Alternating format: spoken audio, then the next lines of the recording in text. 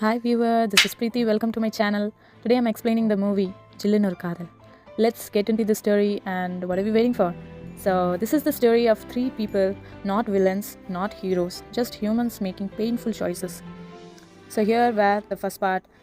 Okay, so a marriage without love. The movie begins with Gowtham and Kumuda, a newly married couple in an arranged marriage.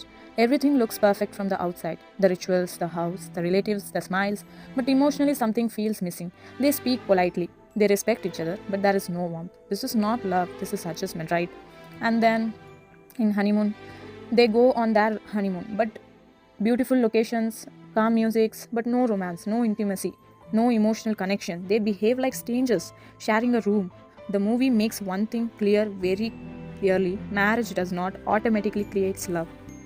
And then Kumuda's quiet loneliness happens. So after returning home, life becomes routine. Gautam is not rude, is not careless, but he is emotionally unavailable. Kumuda tries a small conversation, care, concern, but every attempt hits a wall. She feels alone, not because she is ignored, but because she is unfelt.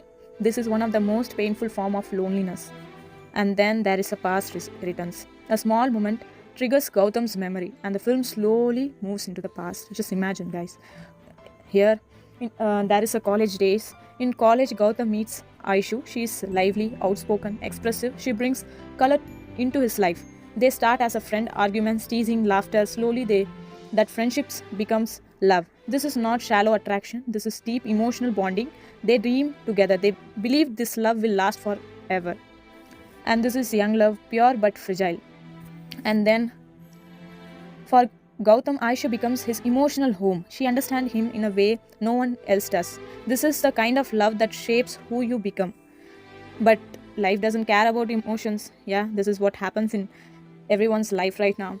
So here what happens, Aishu family caught her that she's going to marry with Gautam, and so they both of them planned to get married as a court registered marriage. And her father is a politician of that place. So suddenly they plan, and one of the person from inside the court inform to his father that they are going to get married. And inside the who informed to his father, he just says that wait for some times, and there is a ritual time they consider to get married. So they tell to wait around 20 minutes, and they wait. And after visiting inside, and they just went to get married. And immediately we notice Aishu's father comes and try to pull back both of them, and they remove whatever the floral she wears, and she get caught by her father, and he took her and sent him to somewhere that no one should get any information about her, about his daughter. And so he tries everything to find her. The Gautam, he just emotionally damaged, and he has nothing to do, and how to handle himself he just don't know. And soon he just going to drop off from the college, but his uncle try to help him, support him, that you should not leave this college. And I mean after study he leaves the college, and he get married with Kumuda, and she don't know about her past, about his past, and about Aishu, anything. And yeah, the life is just going on with Gautam. And then we return to the present. Gautam is married but emotionally stuck in the past. Kumuda begins to sense the truth, and she don't know how to understand like why he is like this. And after few years, they have a proper family called like one daughter, one husband, and one wife, right? So we call it as a family. And and we see here that both of them able to understand each other, and handling situations, carrying emotions. We see every bit of scenes as a husband wife does in real world. And one day Gautam got promotion to visit foreign country about the business. So he visits, and here Kumuda becomes very lonely again, and she handles everything. And one day her daughter asks about a project to do, and so her mother Kumuda help her. So let me check some old things. So from the old things, she immediately checked that there is a diary of year mentioned, and it's about the college life. So she immediately and excitedly just opened a few pages, and she read everything, like about Aishu and Gowtham's love, like how much they are connected emotionally, mentally, and physically. Here Kumuda realizes her husband's heart is occupied not by another woman in the present, but by a memory. And the memories are dangerous, right? Because you can't compete with them. And then, so Kumuda decided to bring Aishu in his life, and she planned to leave with her child from his life permanently. So she meets Aishu.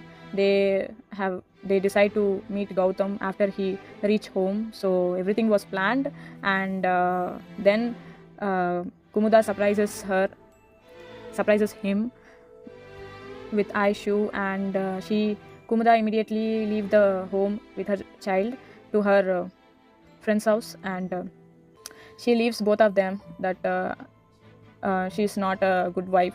She's just less than Aishu, she felt, and she'll leave the house. She understands here finally Aishu will be the always. She understands how deep Gowtham's first love was, and here the movie does something rare. So here Kumuda does not shout, she does not blame, she does not beg, she chooses everything over possession. She takes strength most people don't have.